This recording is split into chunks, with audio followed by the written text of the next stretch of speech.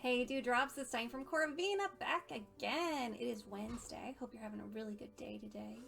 So, all this week we are doing themes with blue, scarves with blue. Okay, so this week, today, let me show you our inspiration. All right, we have got this very interesting palette here. It's two types of blue and then a whole bunch of creamy, beigey, rusty kind of colors. Okay, so let me show you what our inspiration is, or what our paint colors are. I need to get some coffee, guys, sorry. All right, so we've got these two colors of blue, and then I think we're gonna do a little bit of this green for like the green flower petals and whatnot, because I don't think it really looks teal. I think it looks like a lightish green. So then we're gonna come in with our beige tones. All right, so we've got three really romantic colors here. Hopefully they blend well. We're gonna get kind of an interesting looking scarf, right? So I'm gonna try and do, maybe I'll try and do like a weird ombre. I don't know, what do you think? I realized that Monday and Tuesday's scarf look dramatically alike, so we're gonna avoid that today. Okay, it's still blue, but it's not gonna be only blue. So what if we dropped our paint in, can't decide if we want to do it like this, dropping our paint in rows. We can maybe do that. All right, let's go ahead and get started here, guys. I'm going to switch you over to our better view, and I've got this camera, hoping that it is a good one. We shall see. It's supposed to be up close, just looks kind of lopsided. All right, guys, first things first, we are going to drop a line straight down the center of the tray. This is going to prime our paint. I forgot to clean it with newspaper, but that's okay, hopefully, because I just did it. But I always like to clean it with newspaper first, all right? That really primes your surface. It gets rid of all the dust and debris. So we might have a little trouble with paint spreading today, but overall it should be okay. All right, so then let's just get a little bit crazy. Feels like a crazy time. It can be a crazy scarf.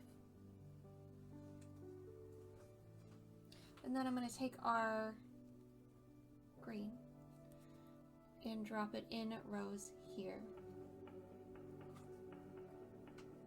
And I'm going pretty fast. I like to go faster. It seems to me when I am painting, I get less of that crackling or Baroque look when I go a bit faster. So that's, always my end game. I don't like the Baroque look. If you don't know what that means, that's when the paint literally dries out on the surface of the water, and it gives you kind of a crackled look. Some people really enjoy it. It's not my favorite, so we stay away from it. All right, so now we're gonna come in here with our blushes and beiges.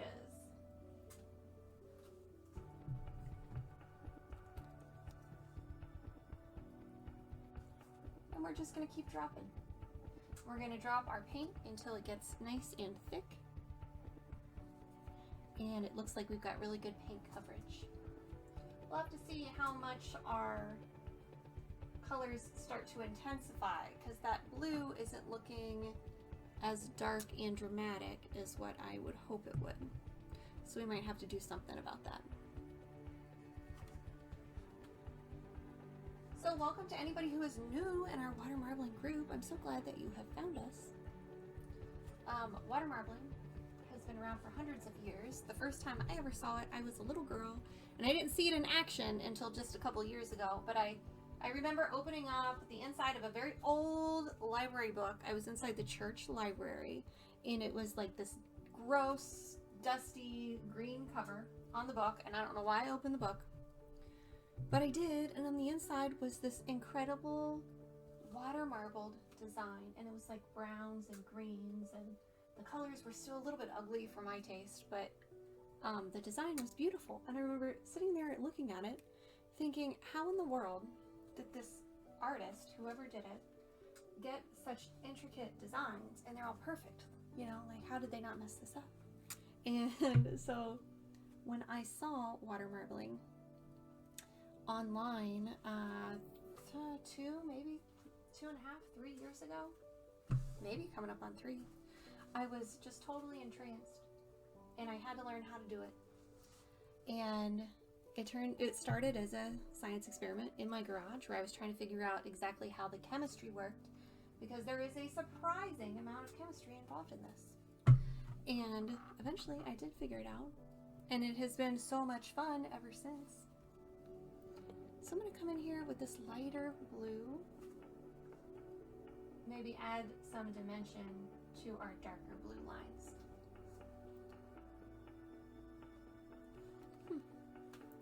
Then I'm going to go one more pass over with the darker blue. It does look maybe a little bit more summery than fall right now. This will be an interesting one.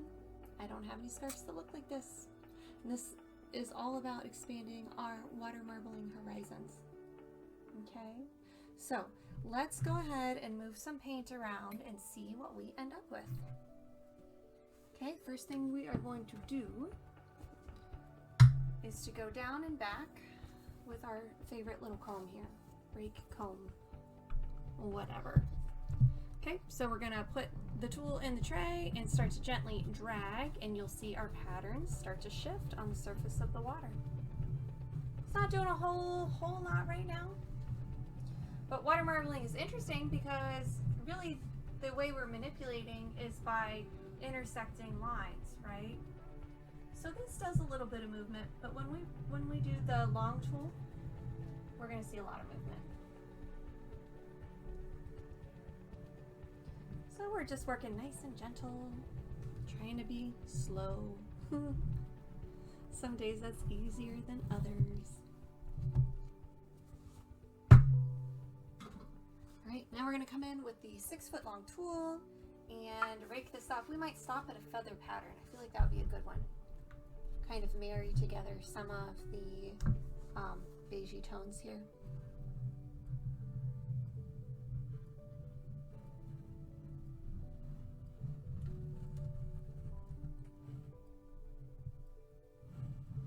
And we're going to bring it back.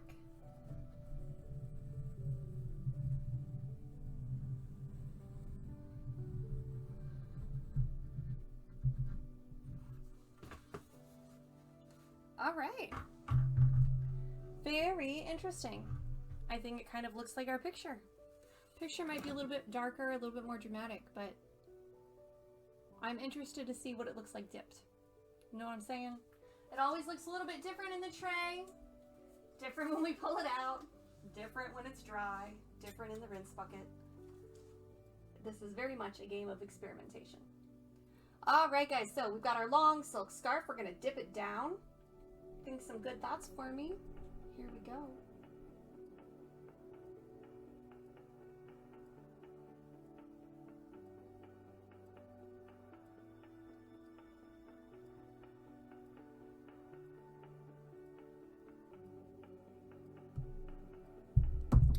Well, I am getting better and better at this over time.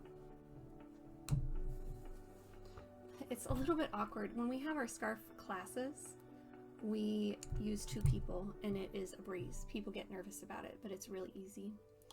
But I've only got me to do this with right now, so I have a scarf dipping rack, and it does pretty well most of the time. If you are a water marbler, then you will understand. It's such a pain to wait until somebody's home to help you to dip a pretty scarf. I'd rather just do it myself, you know? Okay, so let's go back. Let's take a look. What do you think? I don't know. I'm excited to see though. So believe it or not, the paint has already set inside the tray. We're gonna pull it up. We'll probably see dripping and running. That's no big deal. That's just paint and water that was not absorbed into the silk. Okay, so let's pull this out of the water and let's see what we have got. Okay, switch views. Here we go. 1, 2, 3. Very interesting. You've even got some good lines of green in there. I don't know if you can see them. It looks very green from this side. Not so green from the other side. All right, I'm digging it. I think it kind of looks like the picture. Maybe the blues are a little darker in the picture. But anyways, we're gonna put this in the rinse bucket.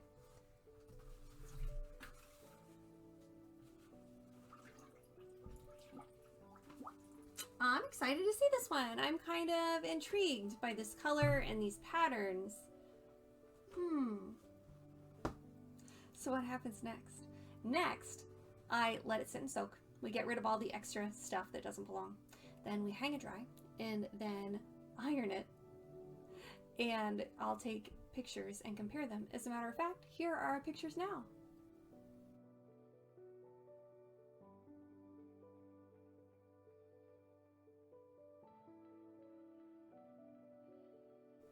Did you like it? I hope I like it. I can't wait to see it. So that is our pictures to make our beautiful scarf. Thank you guys so much for joining me again today. I hope you're having an awesome day. I hope tomorrow is even better and the day after that is even more fantastic. Okay, so always check out Cora-Vina.com if you need to buy a scarf for yourself or for a friend. They make beautiful gifts. All right.